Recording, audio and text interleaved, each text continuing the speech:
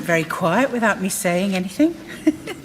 Welcome. I'm Maggie Gale. I'm the Vice Dean of Research in the Faculty of Humanities, and I'm delighted to welcome you all here this evening and to host, as part of the British Academy Lecture Series for 24-25, renowned director Professor Peter Sellars and Professor Maria Delgado, who is Vice Principal Research of the Royal Central School of Speech and Drama.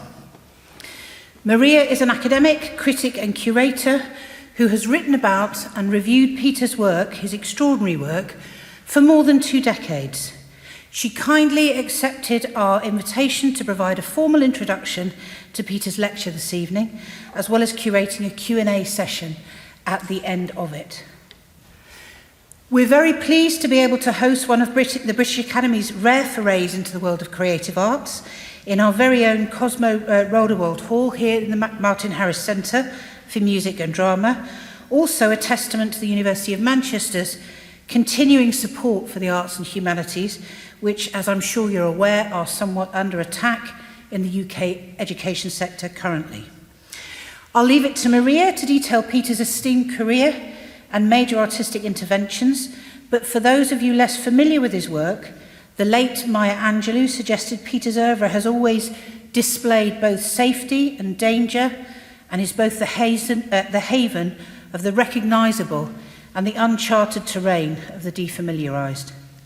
As a professor of theatre myself, I would stress that his powerful artistic and political convictions and the variety and longevity of Peter's career are really quite unique.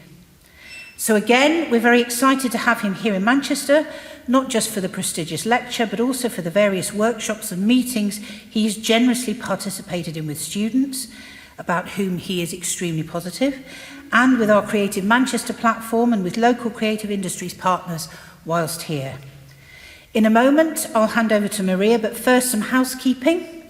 There are no fire alarm drills planned, so if the alarm sounds, please use the emergency exits. I love doing that. Our house staff will be on hand to support you, and please make sure, of course, your mobile phones are on silent. And I'd lastly like to thank Will Stone and his team in the faculty, and John McAuliffe, Anne-Marie Nunez, and the Creative Manchester team for pulling this event together so seamlessly. So many thanks, and now over to Maria and Peter.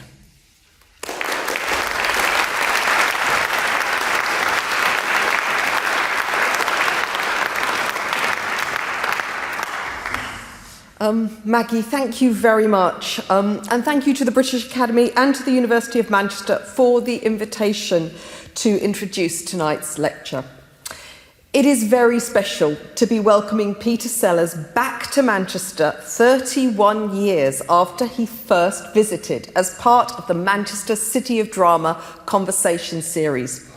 He was in the UK in 1994 accompanying his production of The Merchant of Venice at the Barbican Theatre, and he came up here to Manchester to speak at the Royal Exchange Theatre in a conversation with Michael Billington, then the theatre critic at the Guardian newspaper, about theatre, opera, casting, culture, and why the arts matter. He inspired those of us in the audience with his belief that, and I quote from 1994, theatre needs to work through material that is difficult and challenging, that is about planting seeds, about the ways in which we are aware of human presence. One of the reasons one does Shakespeare is one doesn't want to be so literal about the world. And the reason we apply poetry to these questions is because, in the end, it's more interesting than journalism. Shakespeare can go further than Newsweek. Shakespeare's equipment is better calibrated to deal with what we are actually facing as a society. End quote. Fast forward 3 decades, and Peter is back here in Manchester, although he never really went away because he's been up and down visiting over the last 3 decades. But he's here tonight, fresh from a new production of the 1737 version of Jean-Philippe Rameau's Castor and Pollux for the Opéra National de Paris, conducted with energy and sensitivity by Theodore Kurensis, which I was fortunate enough to be able to see at the weekend. For those of you who might not have been able to get to Paris to see it, it is available on the Paris Opera Player. By foregrounding the prologue that is not part of the better-known 1754 version, Peter contextualizes how the arts, guided by love, beauty, generosity, and wisdom, can provide a compass for navigating the grand challenges facing humanity. Peace may be all too brief in the prologue, but it offers a possibility for hope that drives Telaia, the widowed fiancé of Castor, shot by rival Lynceus. Pollux wants revenge, but Telaia wants Pollux to bring his brother back from the dead. On Joël Aoun's set, a dining table, kitchen cabinets and fridge stage left, a red sofa and rectangular boxy coffee table centre stage, a bed and shower complete with white shower curtain stage right. The characters, the chorus, the dancers navigate the hurdles and the challenges ahead. The need to accommodate, to listen, to make sacrifices, to learn to live with the dead is paramount. Castor appears to Telaia, her faith and her stillness contrasting with the fevered movements of Pollux.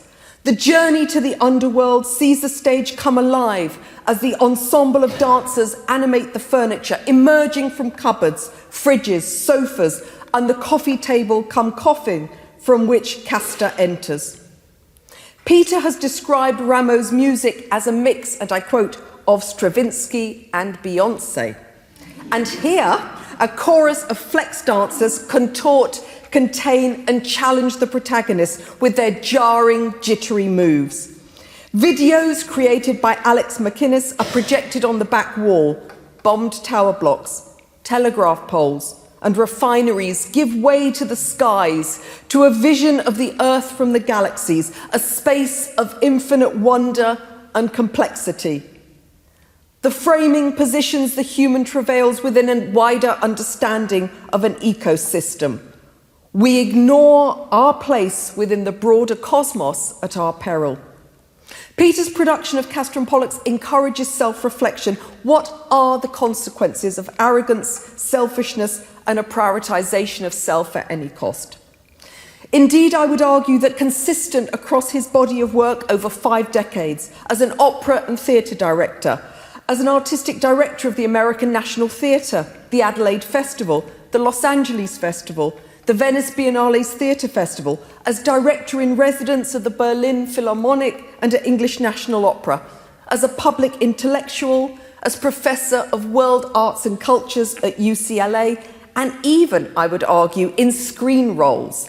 In Jean-Luc Godard's avant-garde 1987 film, King Lear, where he played William Shakespeare Jr. V, and in the TV series Miami Vice, which some of us still remember, as an authority on zombies. In all of this, there has been a concern with presenting, and I quote from his words, again from 1994, alternative information systems in an age of fake news and misinformation, where the relationship between artifice and the real has broken down, where global conflicts unsettle understandings of self and reconfigure boundaries and identities, Peter has probed what it means to make work that engages with the shifting realities of the world with integrity, care, and a commitment to how texts travel across contexts, cultures, and time. His production of the French Baroque Opera Castor and Pollux is about the exchange of ideas, about finding a stage language that gives material, visible shape to the music. The stage as a site for reflection, for engagement and discussion. Making theatre becomes a way of forging societies. Castor and Pollux, like so much of Peter's work, and I think here of his 1993 production of Aeschylus's The Persians, his stagings over 9 years of Osvaldo Golijov's opera Aina Damar, about Federico Garcia Lorca and his working relationship with the actress Margarita Xirgu. All of these are about how we learn to rebuild relationships and societies after periods of conflict and trauma, how do we learn to live together ethically and compassionately, with kindness and with empathy? How do we engage with our histories, knowing that the past is always part of our present, and it shapes how we forge our future? The stage as a space where we learn to listen, to engage and to reflect. Peter Sellars, let me invite you to deliver this year's British Academy lecture, How to End a War, The Living and the Dead in Baroque Opera. The stage is yours.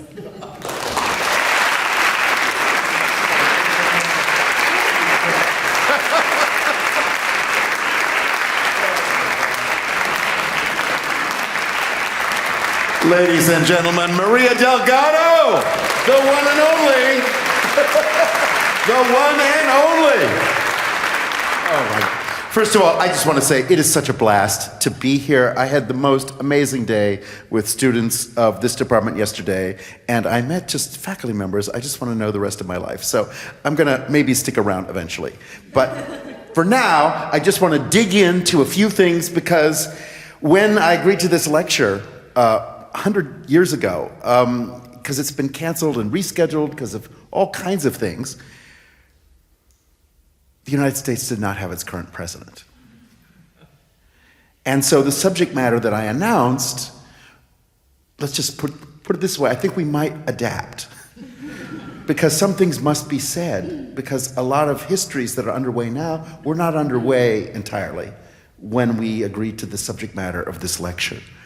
And I have not been in America for the last 3 months, so I've not been in my own city of Los Angeles, where many of my friends have lost everything, and my house is fine, but I have not been there to share the experience.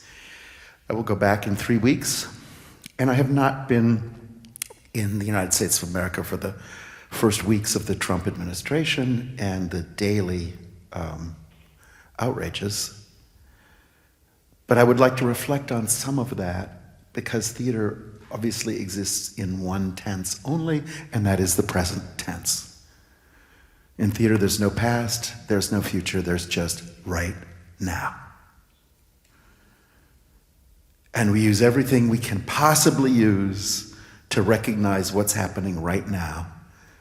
As Maria said, the past is regrettably never past. And the future already has been created by what you just did. So we're living in, as the Buddhists would say, the three times. They're all simultaneous, past, present, and future, and theater is where they meet. And so I would like to talk a little bit about the announced subject, the living and the dead working together. I think it's one of the most intense things as we're in a period of such overwhelming global violence. How do you stop war? That is a very real question. I would start with the presence of the dead in our lives and what it means that the dead are not gone. When you lose somebody, it's not that you stop thinking of them. It's not that they exit your life. In fact, you're thinking of them more than ever. In the middle of the night, you get up for something in the refrigerator, and is that them sitting on the sofa? They're there all the time. When they were on Earth, you knew that they couldn't be them because they're somewhere else. Now they're with you always. They're inseparable from you. And most cultures have found ways of describing the fact that the dead are not dead. That in fact, they're more present now, and that they have this ongoing role in shaping how we think and feel. And our memories don't stop. They keep going, they keep morphing. You keep inventing new conversations with people that you didn't have. People leave before you had a chance to ask them a bunch of things. And so you're still asking. And you're having to find your own answers. And if I could just say, we're living in such a manic society, but let's just please honor deeply grief, which just makes you get real. We stop all of our stupid triumphalism. We stop saying, yes, I know this, yes, I understand that. Grief puts you in front of everything you don't understand, you can't process. It's really important for basic humility and for a kind of surrender of our own will that we have to control everything. Grief lets you know you're not controlling anything at all. And you never know when it's going to hit. You never know when it's coming back. But it's one of the deepest parts of your life. And it's that opening into much deeper worlds, which you're being invited to a lot. Most spiritual traditions recognize that, you're dying many deaths per second. As they say, tiny deaths, but those deaths and those rebirths are going on all the time. Theater is about everybody dies and they get up for a curtain call. They're still here. They didn't go anywhere, actually. And you live through their death again and again and again, and they live through their death again and again and again. This space of theater was first invented as a funeral practice in Africa, in China, in South America. How do you speak to the dead? In China, it's understood that when somebody dies unhappily, particularly in a situation of injustice, their angry and hurt spirit will be wandering for a long time. And what you don't want is an angry spirit wandering around, feeling deeply the injustice that they lived through and that they didn't live through. So in China, there's a long process of ceremonies, particularly for people who died unhappily, at a 3-year mark and then a series of marks, where you create a performance to let the dead know you're still thinking of them, to let the dead know that you realized so many things were unresolved. And you know that. And you have to let them know you know that. And so most performance in Chinese history is feasts and dancing and performance with masks, and the audience is the dead. You're not performing for the living. And it's your way of putting your own body there on the line and saying, I'm not going to think this, I'm going to enact it. And I'm going to call back somebody who we need to still acknowledge and talk to. African traditions, they're like China, many, many, many traditions. But again, it's not for a living audience.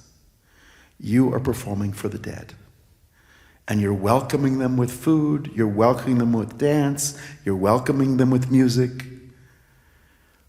Masks are worn both in Africa and in China. Masks are very important because the word for persona, what we are, our personhood, actually comes from Greek theater. That was the name of the masks in Greek theater. Persona, what you sound through. The mask enhances your voice. But it's not your identity, it's just what you're speaking through. And theater is this way of also not trapping yourself into a single identity, but realizing you have many, many identities, and you choose different identities depending on who you're with and what the circumstances are. And so that image of representing a human being as a mask is, which mask are we wearing when? And why did we put that mask on now? But that we're so much more than what our face is revealing. As you know, anybody who thinks they can judge a person by what they look like means you are so clueless, because none of us are what we look like. We're all these other things that no one would ever know. This is the persona. I'm speaking through this, but I'm so much more than this. So all of these ritual practices are about also understanding that the dead are restless, the dead are not done with us, and we're not done with them. And first of all, what changes anything in your life is when you decide you didn't treat somebody well. And how do you pay that back to them? You have to make some kind of vow to yourself and to them. And as you know, most human beings are capable of any kind of atrocity if they think no one's looking. The minute you think, oh, nobody's looking, you do all kinds of horrible things. So what is it to realize that someone's always looking? Oh my God, that's really intense. That's really scary.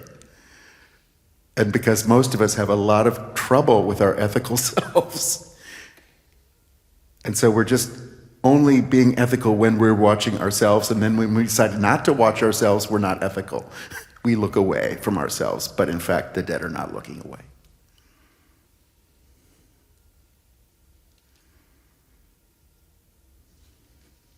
What do we owe the people who are massacred? What do we owe the people who, in our lifetime, the largest number of humans have been disappeared of any time in human history? Unburied, unmourned, just disappeared, because that's the time we're living in. What do we owe them? What is this incredible silent presence of disappeared people in every country in the world right now? And obviously, some countries more than others. What is that silent presence that's not really silent? So theater was invented as a way to live with the dead, openly, honestly. So Shakespeare calls back whatever British kings, whatever, Julius Caesar, whoever you're calling back, they're dead people, and you're going to make them live again tonight. And so much theater is reliving the past, is going back into the past and saying, let's live inside that again, now, tonight. What would we do if we were Richard II? What would happen? And we're asking ourselves all these questions. Why on earth are we asking those questions? That history has been adjudicated. No, it has not. Because nothing in our lives has ever been adjudicated. It has to be re-adjudicated. Because there's hardly ever justice. Justice is so rare. And yet, as a human being, every one of us has a thirst for justice that is so deep. And the world is not giving us enough justice ever. It never did. And so theater had to be created so we could re-adjudicate everything all over again every few weeks. What really happened? No, wait a minute. What really happened? No, wait a minute. What really happened? What's the lie? What's the truth? How do we get into that? How do we find that? And I would just say the main point of theater is, how do you say all the things that you cannot say in your own family? There needs to be a public space where you can say the things that are forbidden in your family, that are forbidden in school, that are forbidden in all kinds of places. There has to be a place to say the things none of us dare say, the things we don't have words for, the things we can't talk about, the things we'd be ashamed to talk about.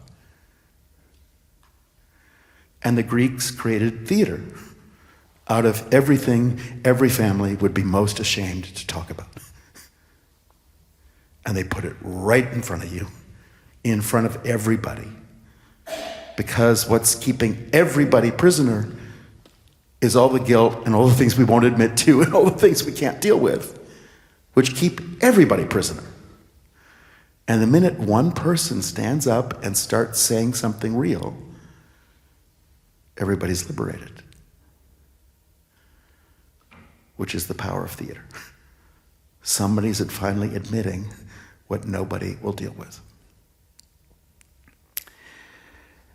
It was understood by the Chinese, by the West Africans, by tribes in the Amazon, that this process of speaking of things that are hard to speak about is improved if you have good music. It's much better if the music is good.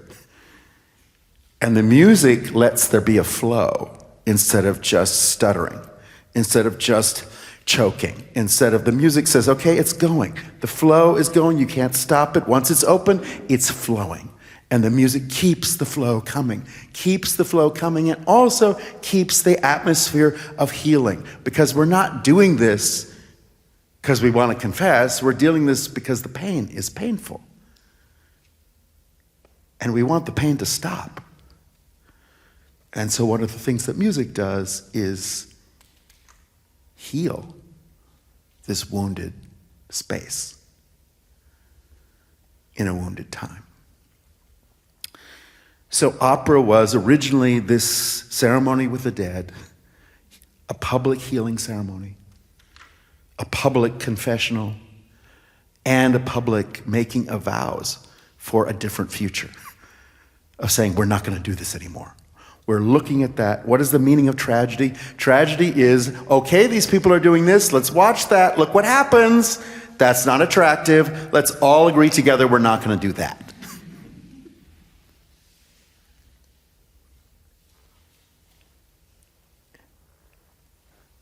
And of course, to face tragedy, there has to be music that is cleansing.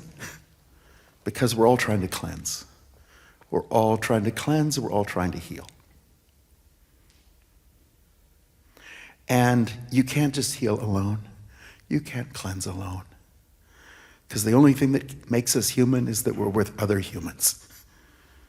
And when we're not with other humans, we have a lot of difficulty being human.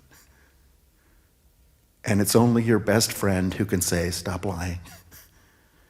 It's only your best friend who can be honest with you. You need your friends.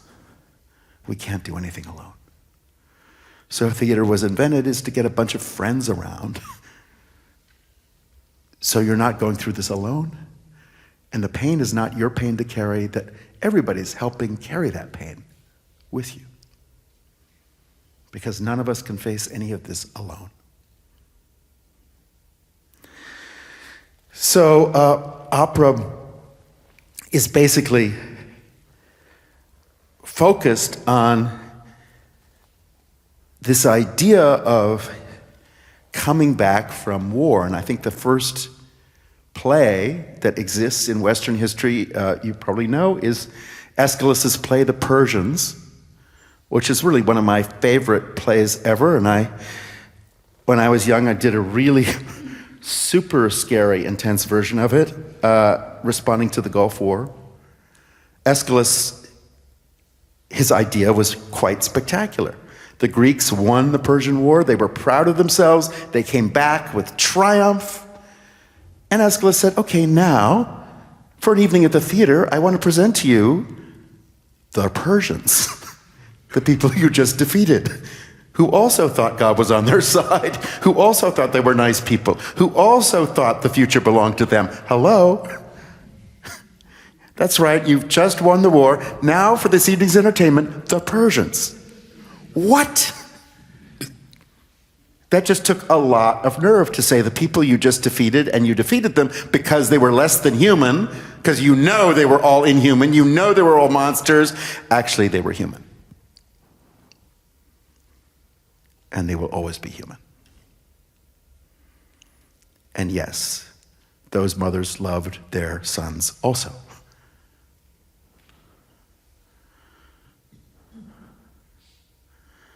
And so he starts the play with a mother and a son. Devastating. And then a dead father who speaks from the grave. Because how did we get into this war? Well, if you want to find out how we got in this war, you have to go back to talk to people who are no longer here. Because this war started a long time ago. Everything leading to this war didn't just start this week. This has been building and building, and this is the prehistory of the prehistory of the prehistory. In every war, people are sure that they've been right for many generations, and they've been wronged for many generations. So if you want to say, where did this war come from? It's not the last 2 weeks. This war goes back generations.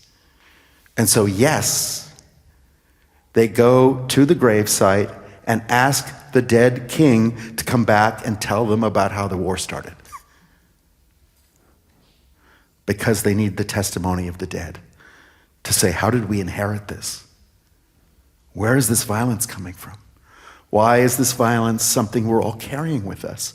Now, actually, modern science has caught up to the ancient Greeks in the sense that now we do know that you are carrying with you, every single human being is carrying with you, the trauma of your mother in very specific terms in every cell in your body. And her mother, and her mother, and her mother, and her mother.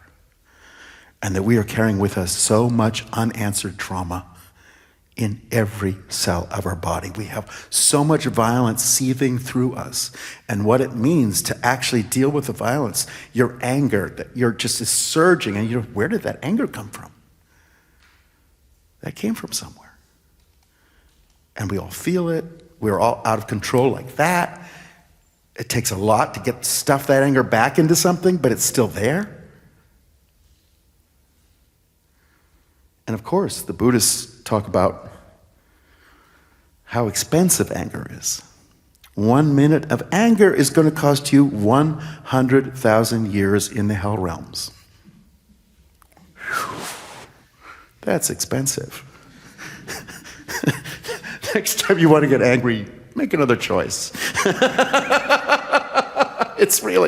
That's no fun. But it's the 100,000 years in the hell realms that we're still processing. Because obviously hell is not somewhere, it's the thing that we're making for ourselves and the people around us. And you say, where's that coming from? And how do we deal with it? So again, theater was invented to look at the persona and say, what is speaking through us? Where's this voice coming from? This is just my temporary residence, this body. Although my temporary residence was given to me by all my ancestors, and so I have all the features of my ancestors in this particular body.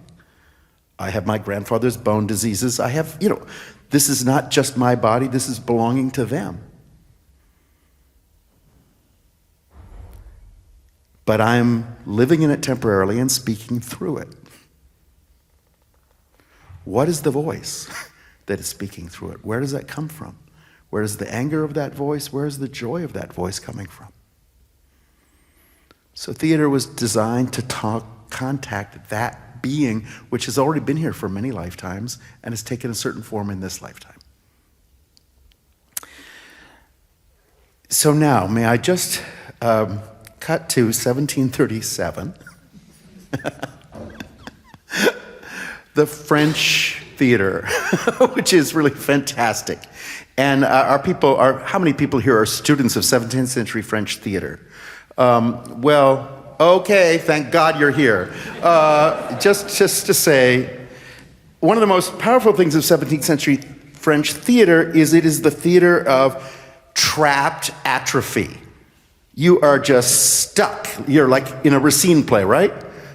You're there in the first act, you're there in the second act, you're there in the third act, and you're there in the fourth act, and the fifth act, you still have not moved.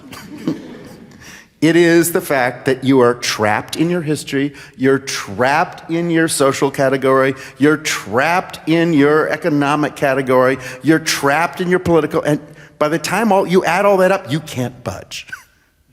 Because your identity has trapped you in this thing that you can never escape.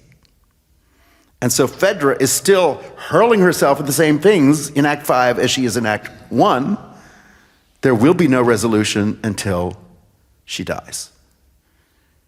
And then, as we now know, death is no resolution. It means you just go on to the next hotel room. So, French music is particularly interesting in this because 17th century French music refuses to advance harmonically. We are so often thinking of French Baroque music as German or Italian. German and Italian music both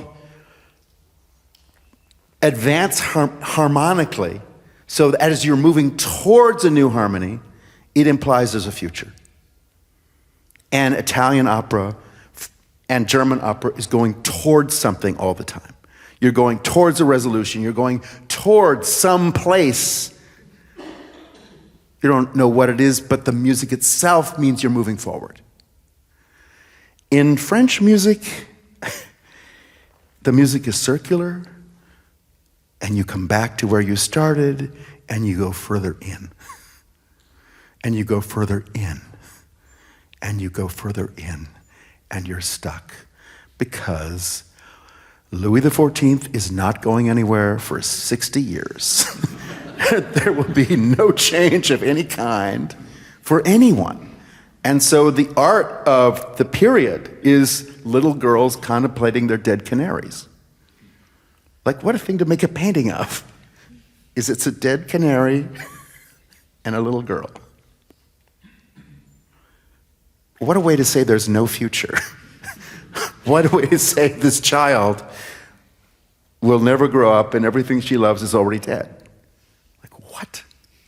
And this charming picture that makes you want to laugh and say, oh, how adorable she is. And he says, wait a minute, she's contemplating her dead canary and she's 7 years old? And that's known as French tragedy, which is this idea when we all realize there's no political future. And we're going to be trapped in a system that is permanently closed. So what does it mean for artists in that century who worked on closed systems? What does it mean right now for our generation of artists to insist on working in open systems?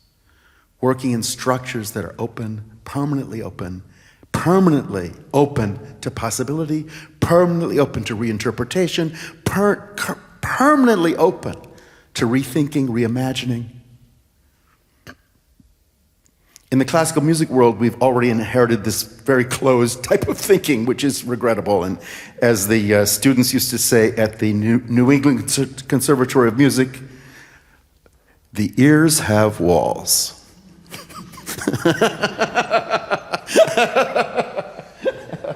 People are not listening.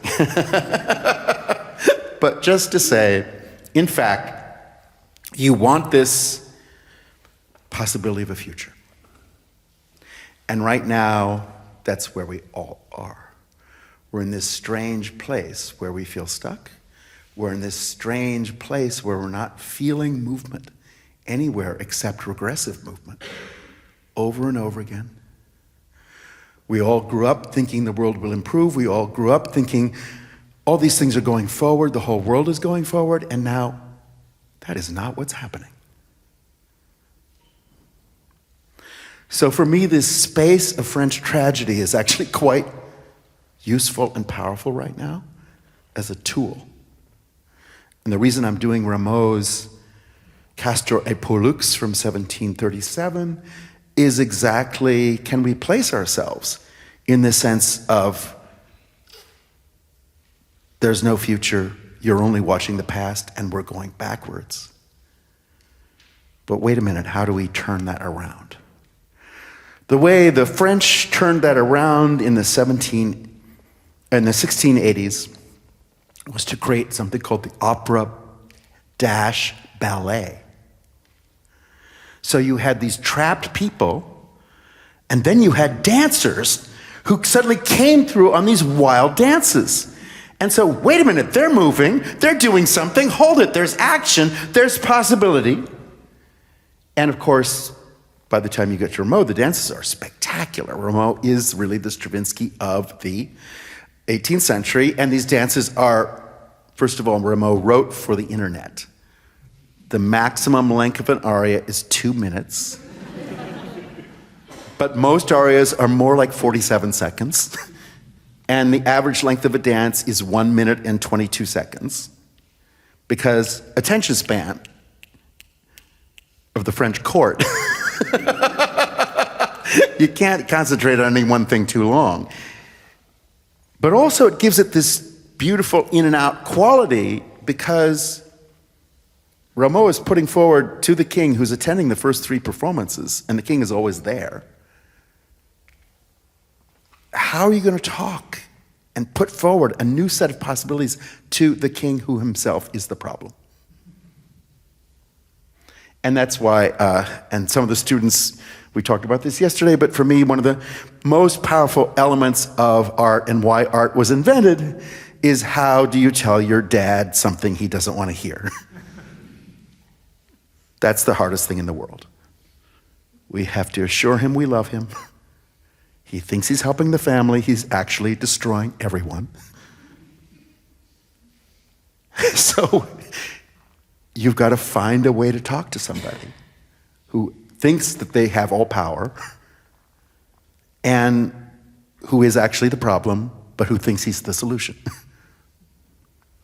And so that's why art had to be invented, because there has to be a loving way to express rage, grief, and impatience. But also the genius of the French Baroque, and I would add lots of other periods in history.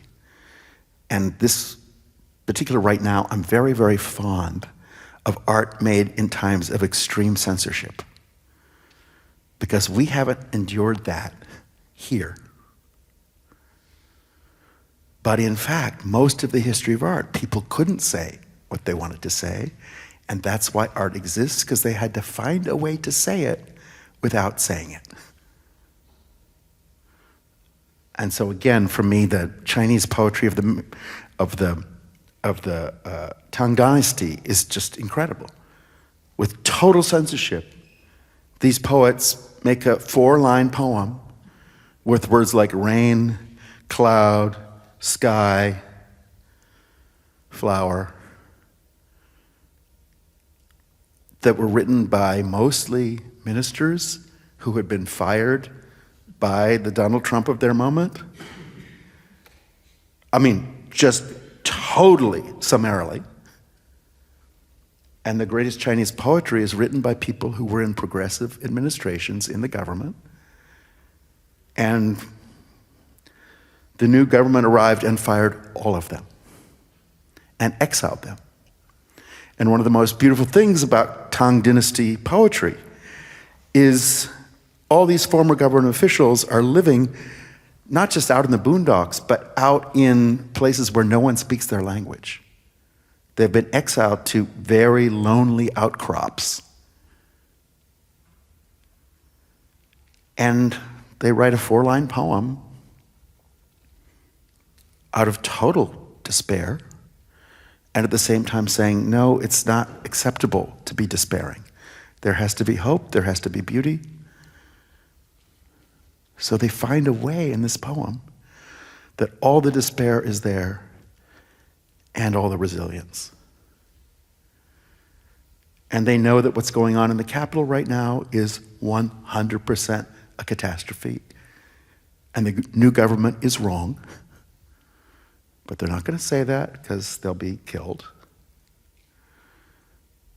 So they write about this flower, that sunset, the light reflecting on the lake, and you realize they're talking about everything it means to be human, and justice and injustice. And they used not one word that any censor could touch. And yet the way those words are put together, we read that poem 900 years later and we start weeping. The emotion is so deep.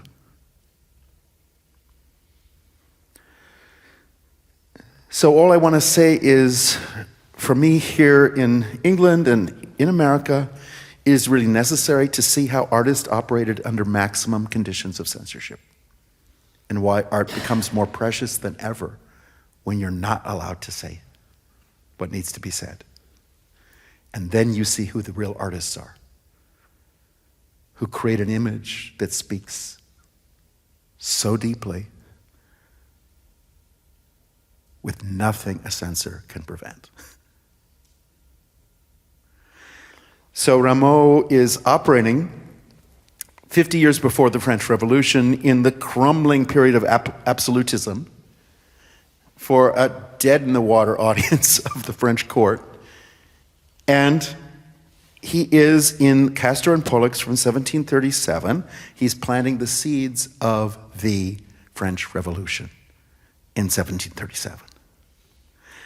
The young person he invites, the libretto is by a young man who's 25 years old, is one of his fellow Freemasons. Freemasons, of course, we're very fond of in America because, Thomas Jefferson, Benjamin Franklin, the whole history of Freemasonry is on the US $1 bill. And of course, it's Mozart's Magic Flute. It was totally written by Masons, and you get this idea. These were the intellectuals of that period who were working to create democracy in Europe, because there was no democracy in Europe at all. There was only autocracy, and then this crazy thing going on in America that opened to several possibilities, certainly in Mozart's generation. But all of this was prepared here in England by people like Handel, in his oratorios, also from the 1730s, 1740s. They're preparing democracy. All the Handel oratorios are about democratic structures. They are taking ancient Greek materials, but because the upper classes here in England abandoned Handel completely and he went bankrupt 3 times, the only public he had that paid were Jewish middle-class merchants. And so most of Handel's oratorios are Greek tragedy treatments of Hebrew prophets and activists for liberation, which was a very powerful way to put forward what it meant when they say oratorio. Oratorio means, how do you convince people to speak better and to act better? Oratorio comes from Aristotle's rhetoric, and we all live in such a painful time now where we just are being killed by rhetoric on all sides, and the rhetoric is immovable and not responsive to reality. But in fact, for Aristotle, the idea was to learn to speak eloquently in public and accompany your speech with gestures and song, because there's only going to be as much justice in this world as you can convince your fellow citizens would be just. Because not everybody has the same idea of justice. So each of us has to become eloquent to turn to our fellow citizens and say, no, this is unjust. Justice looks like this. And that's Aristotle's point of what every citizen must do, is become eloquent, because otherwise there will be no justice. So the Handel oratorios are about creating more justice in the 1730s and 1740s.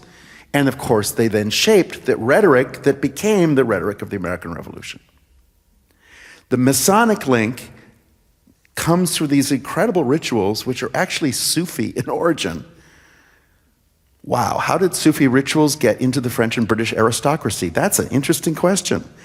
One of the rituals that's particularly interesting, and Mozart uses it a lot, but of course Rameau also, which is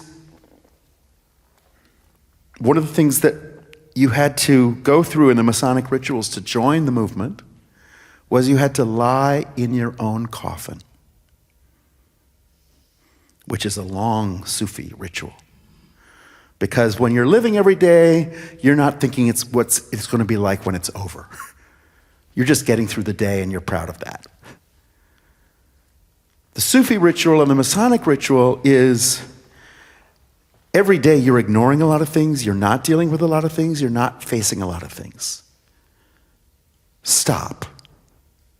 Spend one day lying in your own grave and look at what your life has been till now. What are the things you achieved and what are the things you failed at? Look at that now. And after one day, climb out of your coffin and start your life again. Mozart, of course, used that in his last opera, the Clemenza di Tito, that he wrote for the coronation of the emperor. He has the first act of coronation of Clemenza di Tito. The emperor is assassinated in the last 2 minutes, and then it's the curtain and it's intermission. Now Mozart knew in the royal box, what would the king who's being that day crowned see that Act 1 ends with the murder of the king? What are the aperitifs they'll be having in the royal box after that? And then Mozart starts Act 2 by saying, no, he survived. But that's Mozart's version of giving the new king 20 minutes in his own coffin to look at his life before he takes the next steps. Rameau puts this also into Castor and Pollux. And I just want to say, his young librettist put in all of these incredible Masonic images. The very first words spoken in the beginning of Act 1 are, Où courez-vous? Where are you running? What are you running from? What are you running towards? Now, of course, French music critics, being as stupid as they are, I got one review last week that said, well, they're asking where he's running, but he's sitting in a chair. In fact, the question, Où courez-vous, happens 8 times in the evening. And each time is repeated in threes, and then the last time, it's interrupted. So that big question of what are you running towards in your life? What are you running from? Where are we running? That's a beautiful question for our own moment where everybody's running constantly. And what does it mean to have no moment of repose and clarity? He starts the opera with that. And this opera, Castor and Pollux, they are 2 brothers who become stars in the sky that are used for navigation by mariners to this day. But their brothers are unequal. One brother, Pollux, is immortal, and the other brother, Castor, is mortal. So just to say, in 1737, to say, we're going to write an opera about 2 brothers, means we're at the fraternité part of liberté, fraternité, and égalité. What is brotherhood? Let's make an opera about brotherhood. Let's make an opera about how you are with your brother, how you treat your brother, what you owe your brother, how you share life with your brother. Rameau does this really wild thing. He has Castor assassinated before the curtain goes up of Act 1, so we meet Castor as a dead body. His partner, Teléir, is hopeless with grief, and she turns to Castor's brother, Pollux, who's the immortal one, who's still alive and will never die, and says, you have to convince your father, Jupiter, to bring your brother back from the dead. Pollux is classic immortal situation, like the immortals in French government. They're sure they're going to live forever, and they act like they're immortal, and they tell you they're immortal, and their behavior is immortal. And this opera spends 5 acts getting Pollux, the immortal, to learn how to be human. Pollux has his hands all over his brother's wife the minute his brother is in the coffin. And she says, "Excuse me?" And he says, "Oh, you're always talking about love, but you're withholding love from me." Jesus, like have some decency. And she answers back and says, "Excuse me, you gods may understand the reason humans do not respect you is you have no power over us because you don't even have power over your own dick." Hello? It's stated somewhat differently. If you can't control your sexual addictions, how do you expect to rule the world? Again, that being said, in front of the French court, in front of the king, and you see the carelessness of the immortals, that they murder right and left. The opening of the opera is lots of murders perpetrated by the immortals, thinking they're going to live forever. And then Castor is in the land of the dead. Pollux' wife says, "You have to bring him back." Pollux goes to his dad, Jupiter, and says, "Dad, I'm in real trouble. I got to get my brother back because his wife is upset and she won't talk to me." But of course, he wants her to talk to him for other reasons. It's ugly. Jupiter sees right through it and says, "You know what, son? You're immortal, but actually that's pretty shameful. So in fact, you have to go rescue your brother. Bring him back from the land of the dead. And the way you're going to do that is you're going to take his place. It's time for you to die." And in the Sufi manner, and in the manner of the Masons, kill your ego. And then live again. The next acts are just incredible, and I'm not going to go through them all, but I just want to say Act 2 takes place as somebody realizes they've got to crawl into their own grave, and that he's lived his whole life without ever learning to love. And then Teleir says, "You know, you should leave love to humans. Immortals are not good at love because as humans, we lose everything every day, and so we know what it means to love."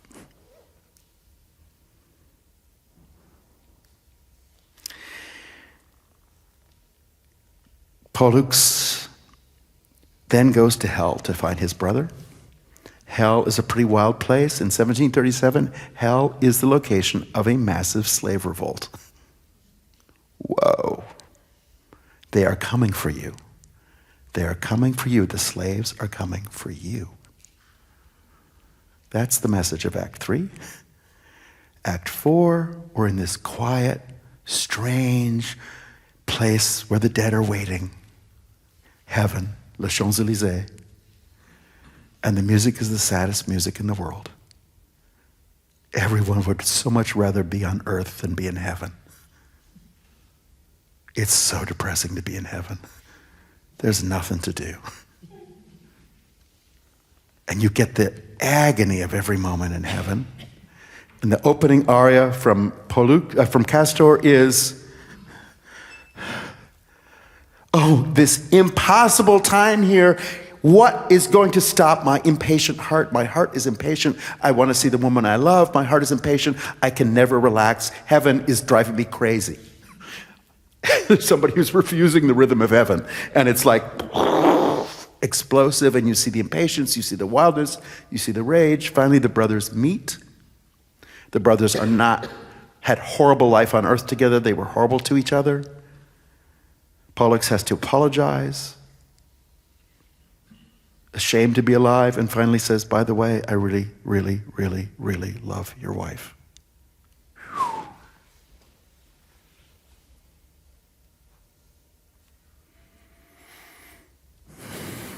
And you have to go back because she's really sad, and she needs to see you because she cares about you. So this is me, your rival, telling you have to go back for her. Castor says, okay, I'll go back for 24 hours to see her, and then I'm coming back to the dead because you're not going to get bargain for my life this way with my wife. There's this incredible scene where the dead Castor is reborn and comes back and is sitting at the kitchen table with his wife as if he never left. What does it mean to go back into your previous life? Go back into your old body. Go back into your old mind. Go back into your old life after you've left them all. The music is incredible for this act of how do you go back? How do you find injustice after it turns out, yes, Castor had been murdered by somebody hired by his brother to murder him. Hello. And so the reconciliation is really intense. Meanwhile, there's a friend of the first girlfriend of Pollux decides she's going to kill herself and kill herself on the way to hell. And I just changed that because I was really tired of that. You know, when you do these early pieces, the way women are treated is disgusting. And I will not put that on stage. So yes, she does not go to hell. We turn that around completely. The French word is l'enfer n'a qu'une victime. You know, hell has only one victim, which is this woman. And I changed it to l'enfer n'a aucune victime. Because I'm sorry, we don't accept that stuff. And then the final scenes of reconciliation are really deep, and I just want to say, oh, could we see the other slide for one moment? I don't know who that person in orange is. Yeah. So I just want to say, just give you a sense of the production, because Maria so kindly asked them to send this slide. So what you see in the back, the whole show is done with this furniture that you see right in front here. The furniture, I invited the great Lebanese film designer, Joël Aoun, to create a refugee apartment. Because, of course, the living and the dead are refugees wherever they go. The dead are refugees, are temporary. The living are temporary. We're all temporary. So she actually researched every piece of furniture is recreated from an existing piece of furniture in the world. I really wanted the furniture to testify to everything that doesn't match, that everything that you found on the street and said, okay, let's bring that into the apartment, that has all these multiple histories. So you're getting, and the French Paris Opera public could not get over how ugly the furniture was and how nothing matched. They were horrified. They said, that's on the Paris Opera stage? That is unspeakable. But of course, and the shower is, you know, where the dead would come back from the shower, which is really beautiful. And the sofa, that horrible pink sofa, is in fact, it opens like a mouth and zombies pour out of it in the hell scene. And to see zombies pouring out of a red sofa is very satisfying. And then the woman who's having a lot of issues sits on the sofa, and then the sofa opens again, and the zombies pull her back into it. And the last image of Act 3 is the sofa eating this woman, which is beautiful. Then behind that, what you're seeing is Jupiter.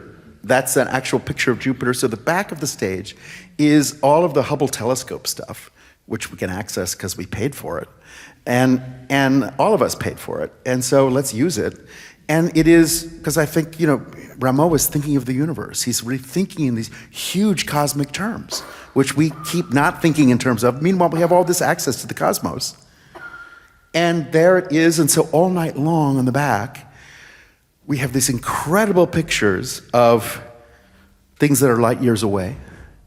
And in this case, Jupiter is speaking. And so that's actually a close-up of Jupiter that's appearing right now as the flex dancers are arriving as the golden eagle, which is bringing Jupiter back to Earth. I would just say that, as Maria mentioned, that wacky coffee table there that they're sitting on right now, that wacky coffee table is, in fact, the coffin that when we first see Castor at the beginning of Act 4, We come back to the same living room, but just suddenly that top of the table lid opens. And this guy who's been there all the time comes out and starts singing. It's like, whoa. And then all the dancers start pouring out of that coffin. So you get all these rebirths going on continuously. And and then those are the two couples trying to get together at the end. I want to just say one last thing about the strategy of this piece. So Jupiter is Jupiter, right? That's the head of the gods. So, okay, he should be in charge. After these two couples are reconciled, Jupiter comes to the front of the stage and he says, Soleil! Arrête! What? Sun, stop. You say, what is he doing? And Jupiter says it again, Soleil! Arrête! Who is he talking to? The sun? He's telling the sun to stop in its tracks because there's not enough light on Earth. And he asks the sun to be twice as bright because we need more light here. So, of course, there's the Sun King sitting right there. And to have Jupiter in an opera walk to the front of the stage and say to the king, stop. Stop. We need more light. The sun shines twice as bright. And Jupiter says, that's not enough light. We need light from everyone. We need every being to shine. We need everyone here to shine. We need all the people who have never shined before to shine. We need new stars. We need a new universe. That's where the piece ends. New stars are created, and everybody here starts to shine. And this opera that's taken place in darkness, in hell, in all these subterranean regions of darkness of thought, darkness of emotion, darkness of political darkness, of all of these levels of darkness, suddenly is blazing and blazing and blazing and blazing and blazing. Now I just have to say one more thing to put this in the context, which is the 1737 version, as you heard a few minutes ago. I really wanted to do that version because it starts with this incredible, incredible, incredible prologue, which was cut in later versions and is no longer heard now. But the prologue is the audience is sitting there, the curtain goes up, and the chorus comes out and sings a lament to Venus. Venus, Venus, Venus, come down on earth and put the god of war in chains. Only you can chain the god of war. Because, of course, Venus and Mars were a couple. The goddess of beauty and the god of war were a couple. And who was their son? Amor. Did you know that? The god of love is the son of the god of war and the god of beauty? What? So that's why Cupid carries weapons? Like a bow and arrow? Because that's his dad's inheritance? War has to stop. This war is impossible. It has to be stopped. And then they sing this incredible, incredible thing. Only beauty can stop war. What? Only beauty has the power to stop war. Only Venus can put the god of war in chains. Oh, I forgot to mention, the chorus represents the arts. Painting, poetry, music, visual art, and architecture. They are in chains in front of a ruined city. And they say, we've been in chains long enough. Now we have to put the god of war into chains.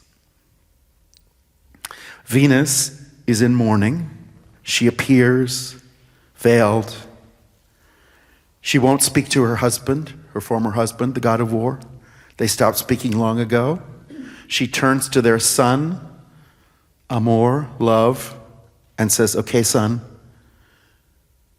shoot an arrow of love directly into the heart of your father.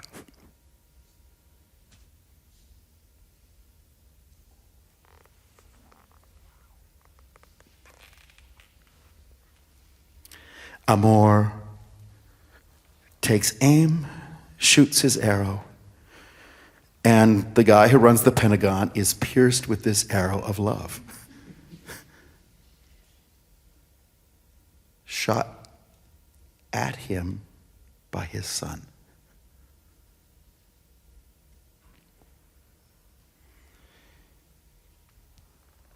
The god of war is in incredible pain. He says to his wife, Venus, this is the first time I've looked and ever really seen you. I'm seeing you for the first time. And I'm being destroyed by the pain from the arrow my own son has shot directly into my heart. And now I surrender all of my power to the empire of humanity. And then there's this incredible song Rameau wrote about peace, which lasts for about 10 minutes. And it's the most beautiful music ever. And just peace takes over the whole world. And then the security detail of Mars says, hey, that guy just shot the head of the Pentagon. And the security detail moves into operation and they shoot love right there, who's bleeding on the floor now. And that's the prologue. So anyway, you guys can probably get the quiet undertow of my talk tonight, which is other strategies to talk about what we're going through and what we're living through, and other strategies to remember who we are and what we're really doing, and how to use mythology, how to use living and the dead, how to use the immortals and the mortals, how to put together all of the inadequacies and all of the violations and all of the injustice, and move through them with dance.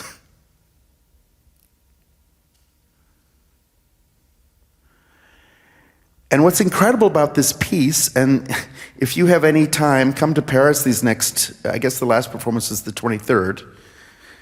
It's all sold out, but we'll try and get you in. But just, I want you to know, this opera is so moving because it's so heartrending. It's so, people cry the whole night long. It's so moving because it's done very quietly. The singing is very gentle. It's very interior. The tragedy of it is really deep. The way the humans and the gods speak to each other is shocking. And then suddenly, out of nowhere, in the middle of Act 5, this joy erupts. And the final aria is sung by Une Planète. Which planet would that be? I think it's Earth. And Earth says, yes, continue to shine. Everybody, please shine. Please also guide travelers who are lost at sea safely to the other shore, which is yet another Buddhist reference. I don't know what these people were doing in 18th century France, because they're Buddhists, they're Sufis. It's all in there. What's really incredible, we think that Western culture is just Western culture. It isn't. How all that stuff got there in the 18th century is pretty wild. Like Bach's favorite dance move is the sarabande. Right? You know what a sarabande is, right? In real life, a sarabande is trance music from Morocco. Hello? How did that get to Leipzig? That's what culture is. Culture is things move in a way that you don't know how it got there, right? Look at the lion dance in every Chinese temple. There are no lions in China. There never were. There are lions in Africa. So how do the Chinese do a lion dance and put on those lion masks, and why do those lions look so much like poodles? That's called cultural transmission. That's what we're all doing here. We're all showing that the world is connected and always was connected. I want to just say one more thing about the joy that erupts at the end of this performance. There are the flex dancers. You see a bunch of them. I've been working with flex dancers for 10 years in Brooklyn and New York City. Flex is an art form that is perfected by a generation of primarily African American young people growing up in really brutal neighborhoods.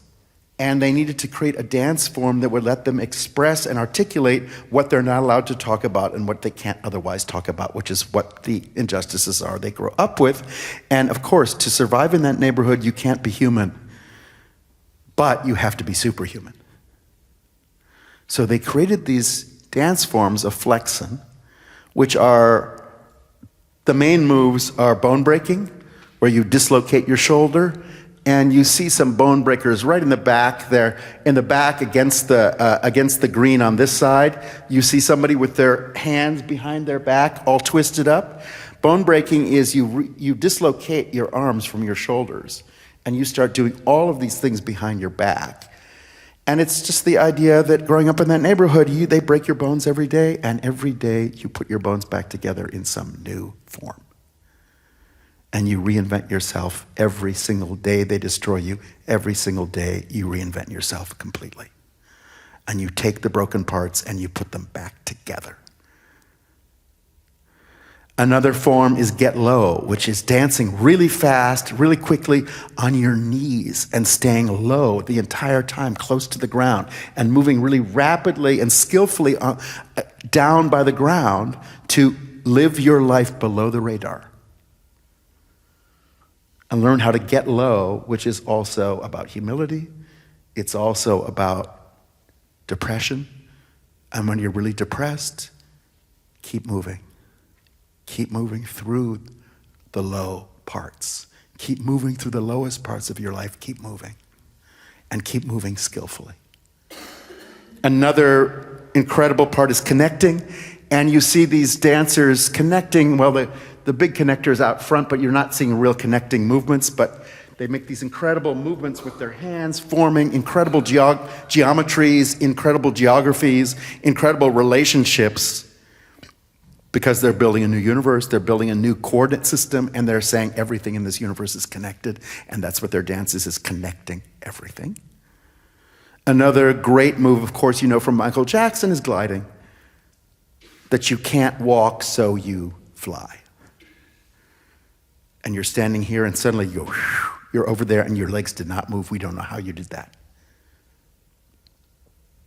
And then the last move is pausing, which is about your old VCR player. And when you press pause, the image goes. So there's a lot of pausing. You pause your own movements. You stop and look at them. And you go. So everything's moving, and then it suddenly stops in a pause. That self-examination, self-awareness, whatever you're doing, press pause. Look at yourself. Recognize your situation. See what's actually happening. These dancers are really extreme. They are physically, it started as a battle thing of competing gang members, dancing in battles against each other. And the whole point is this competitive energy where you have to outdo the person who just did something. And you have to come up with even a wilder move, and then they have to come up with a wilder move. And so you're raising the stakes over and over and over and over again. So if I may say, this is a generation whose sense of excellence is beyond belief and who are tirelessly perfecting the wildest movements imaginable. And, well, that's not true. The wildest movements that are not even imaginable. And then you watch them do them and it's gasping.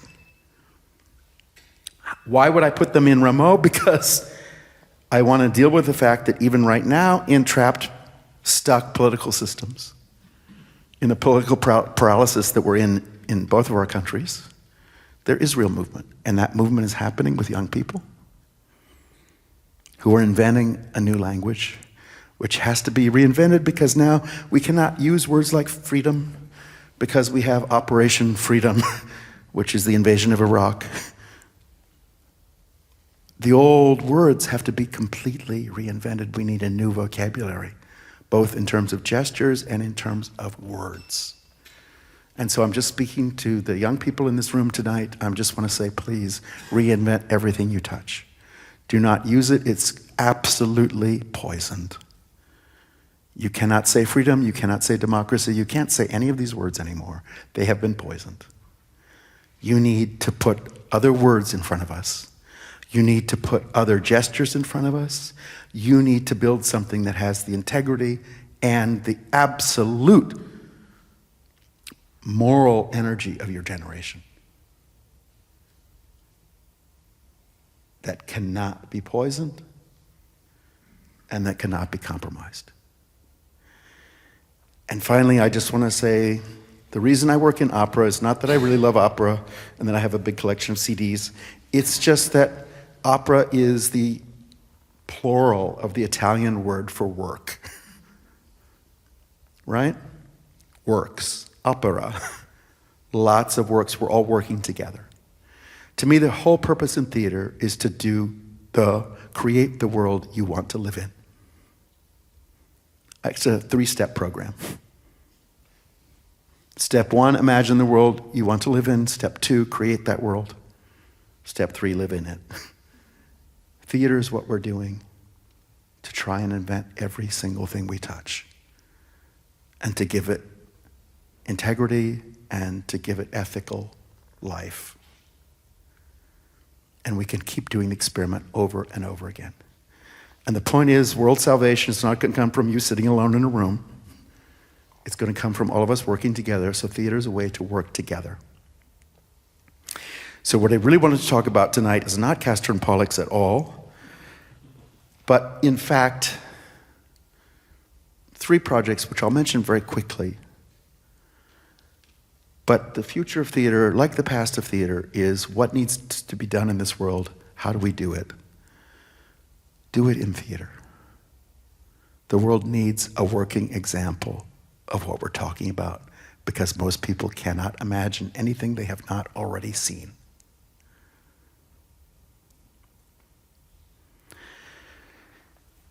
So in the immigration crisis, one of the productions I did, I will just mention, The Children of Heracles. Are people in the room know what that is? I will just mention it. It's a play, of course, by Euripides. It's about immigration. It's about the impossibility of immigration. Even the Greeks, who were super enlightened, of course, would not allow immigrants in. Finally, Euripides wrote this play about the Greeks letting a bunch of immigrants in. That is the children of Hercules, the greatest hero on earth, who in fact was an exile. The strongest person on earth couldn't get a green card to get into Athens. His kids couldn't get in. Finally, the rulers of Athens said, okay, we'll let these kids in. And then the country that was prosecuting them announced, okay, to the Athenians, okay, if you want to let those kids in, we're starting a war. It's like Trump's thing with the trade war stuff. So you cooperate with us or it's war. And then suddenly the Greeks had to say, letting these kids in means we have to send our own kids into a war? It's a really intense, beautiful, beautiful play, and I just want to let you know, we made a project out of it for 2 years that we did in 8 countries. In every country, there are the kids who are 28 in number, sit and look at the audience all night. In every country, we got the kids from detention centers. And so the audience is really there with kids who are being held as unaccompanied minors. And that was a whole story of how that happened in every country, which is very intense, and what this project meant in the lives of those kids to get them out of those prisons for just this project. And there was a lot of help. A lot of people cooperated to make that happen. A lot of people within the prison system, within the immigration system. And when the audience came, we started with a conversation between people without papers, who are living on the street in many cases, and immigration authorities, immigration judges, inspectors, police, and politicians. And I really wanted to start the evening with real conversation, because in every immigration interview, as you probably know, no immigrant is allowed to say what really happened to them, because the United States, for example, accepts only 3 stories. So you have to make up a story in the most important 20 minutes of your life. You have to lie. Meanwhile, the immigration inspector can say this is a wonderful person, but they have a list of very specific questions which have to be checked off. And if every one of those doesn't check, they have to say no and refuse this person, even though their feeling is something else. So in this crucial 20-minute interview, both sides are lying. So I said we have to, in theater, make a space where the actual story can be told, where people can speak honestly about what happened to them and why they're here and what they're hoping to do with their lives. And where the immigration judges can finally begin to say what their nightmare of their job is. In America right now, an immigration judge has to make a case. The shortest trial allowed on the Texas border right now for an immigration judge is 38 seconds. The case will be adjudicated in 38 seconds. So I wanted to say theater is a place not only where finally the truth can be told, we can stop making up stories, we can actually create a safe space for people to explain what they're doing here. And for the people who are processing them to explain what their job is and what their real feelings are about their real job, because they're doing horrible things. They're breaking up families, they're doing all kinds of things. If that's how you earn your living, what is that? So one of the things we did for that performance, because I do believe people are only human when they break bread together, you have to always create the conditions for people to eat together and to share, because we need to share everything on this planet. So, for example, the opening night in Vienna, the Minister of the Interior in Vienna, who was a really nasty right-wing politician, realized this was good for publicity and said yes. And so the opening night were 2 Nigerians living in the streets of Vienna. And what I did before the public talk is have dinner ready for everybody. So the Minister of the Interior had dinner with 2 African refugees living in the streets of Vienna. And turns out they all had daughters, etc., etc., etc. And then they went in front of the public and they talked about what the real issues were for them on both sides. The person questioning them was a media figure, and I invited journalists to start the evening by interviewing both sets, and then the journalist continued on into the play by Euripides as the chorus. Meanwhile, the kids are sitting in front of the audience for the whole play, because as always, when you're an unaccompanied minor, at the airport held in a special room, you're not being consulted about what your future is. Adults are deciding that for you. Nobody's asking you anything. So the kids just sat there while their existence was debated in the play. And then finally, when they were let into Athens, I had them leave the stage and go out into the audience as they left the theater and say, "Thank you for letting me into your country. Thank you for letting me into your country." And that was really intense. A bunch of people pulled back and refused to let them be touched. There was a whole range of responses that happened in that. At the end of the play, and the play is just really, the end is shocking, the end is so intense, and it shows you that immigration was hard, 25 centuries ago. The entire audience is invited across the street from the theater, where the kids' parents have been cooking dinner. And we all eat together.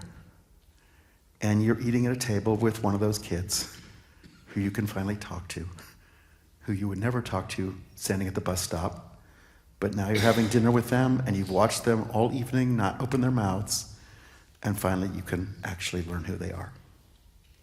When we did this in Paris, the major newspapers cooperated, so Le Monde, Libération had 5-page supplements with biographies of each one of these kids and what's happening to them and where they are in their legal status.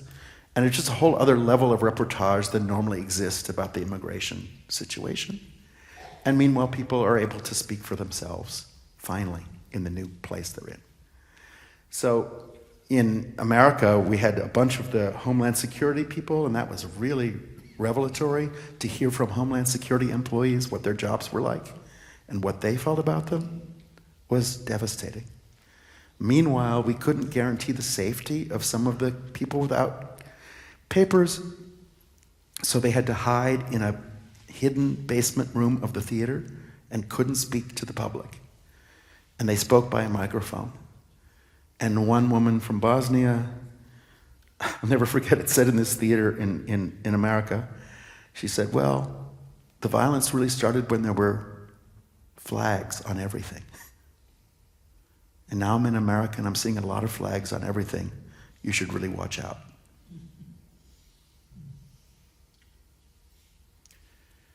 Another project was Dr. Atomic, and I worked on the nuclear, I'll be right there, I'll be 2 more minutes. I just want to say, with Dr. Atomic, you probably know the piece by John Adams, but we worked on it in New Mexico with, I wanted indigenous people who are never part of the history of the atomic bombs, and of course, the atomic sites are always on indigenous territory. And Los Alamos is entirely cleaned by indigenous people every day. And what was great about asking everybody on stage to be indigenous on stage, and also I wanted the downwinders, the people who were not evacuated from the nearby towns when the atomic testing was taking place, and they have now 3 generations of thyroid cancer. I wanted them to be present. I wanted them to meet the Pueblo residents, all of whom had thyroid cancer but thought it was their problem and didn't realize there's a whole movement of people with thyroid cancer trying to get the government to intervene. And a lot of scientists from Los Alamos, of course, who'd never heard any of those stories. And to create that show, we were actually calling all those communities together. Eventually, at the point in the actual atomic history where General Groves is told before the explosion of the first atomic bomb, they have to evacuate these local towns. And he says, we will not do that. I had him surrounded by natives from the Pueblos and downwinders on stage. That's what theater can do. All I want to say is those people are still working together. They're still going to Congress together. The Pueblos said, yes, we will be part of this if we can tell our stories every night before the performance. All I want to just say is theater is a way of bringing people together. So the conversations that we need to have, we can have. The people who need to meet can meet. We can show each other what we're talking about. We can actually demonstrate it. We can live in it. We can do it in our bodies. It's not rhetoric. And we're actually creating the shared space that we've been missing most of our lives. That's the idea.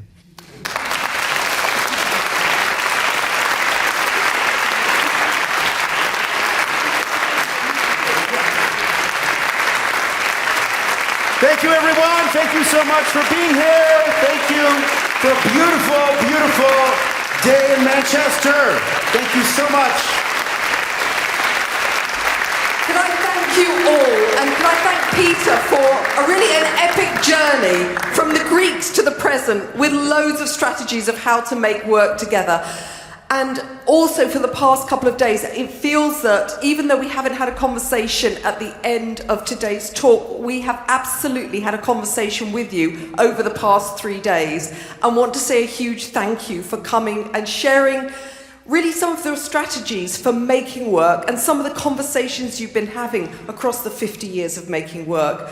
I think we'll all be so much richer for it. Peter Sellars, thank you, and thank you to all of you.